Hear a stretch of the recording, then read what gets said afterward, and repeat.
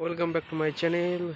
তোমরা কেমন আছো? আশা করি সব ভালোই আছো। আর তোমাদের আজ 2-4 দিন ভিডিও দিতে পারিনি, তার কারণ আমি একটু অন্য কাজে ব্যস্ত হয়ে পড়েছিলাম।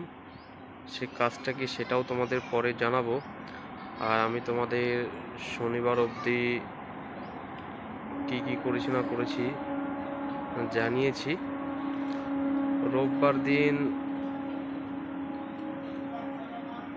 সকালবেলায় উঠে দেখি একদম রোদ নেই আকাশে, স্নান করতে যাবো তো খুবই কষ্ট। তার মধ্যে আর একটা খারাপ খবর আসলো যে পাশের বাড়ির এক কাকিমা মারা গেছে। মানে বাবার 4 দিন পরে পাশের বাড়ির কাকিমাটা মারা গেল। তিনি ভর্তি হয়েছিল শনিবার দিন বুকে ব্যথা নিয়ে। তিনিও 1 সপ্তাহ হসপিটালে ছিলেন। ভালো হয়ে গেছিলেন তিনি, তো ওনাকে ছুটি দিয়ে দিয়েছিলেন।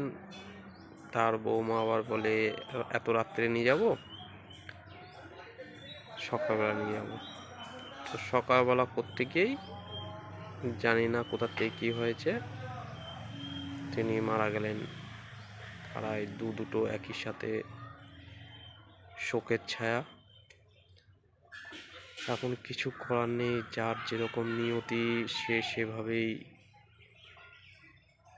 এবার রোববারে স্নান তো করতেই হবে, তবুও ওই একই টাইম 9টার থেকে 9:30টার মধ্যে স্নান করে চলে আসতে হয়, নাহলে কাপড় শুকাবে না। কাপড় শুকিয়ে তারপরে আবার হপিসি করতে হবে। তো যাই হোক, স্নান করে এসে ঠান্ডার মধ্যে খুবই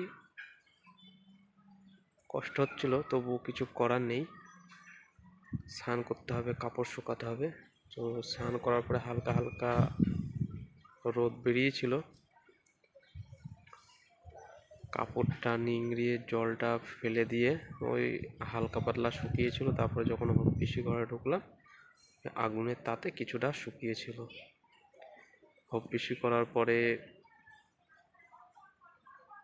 বাইরে খানিকটা রোদ উঠেছিল, ওই রোদে দাঁড়িয়ে পুরো শুকিয়ে নিয়েছিলাম। এই হলো আমাদের মা আর ছেলের যে আমরা কাজ করছি বাবার, সে এইটাই। আর বাড়িতে কেউ নেই, আমরাই 2-3জন। আর পিস্তত দিদি আসে, সে ওর যতটা কাজ সেরে আমাদের বাড়িতে আসে।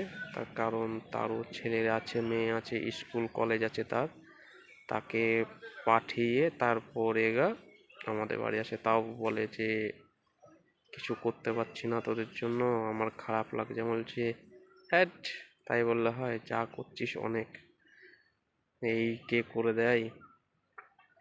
কিছু করার নেই, এখন সবাইকেই দেখতে হবে, না দেখলে হবে না। তো সোমবার দিন, মঙ্গলবার, বুধ, বৃহস্পতি চলে গেল, দেখতে দেখতে দিন কেটেই যাচ্ছে। রোববার চলে আসলো। সোমবারে একাদশী, সোমবারে তো মাংস হবে না, সোমবার দিন ওইভাবে থাকতে হবে। তো রোববারে আমরা এইভাবেই আস্তে আস্তে ঠান্ডার মধ্যে আমরা কাটিয়ে দিলাম। তো সোমবারে কি করব না করব সোমবারে তোমাদের জানিয়ে দেবো। আজকের মতন এইটুকুই। Thank you.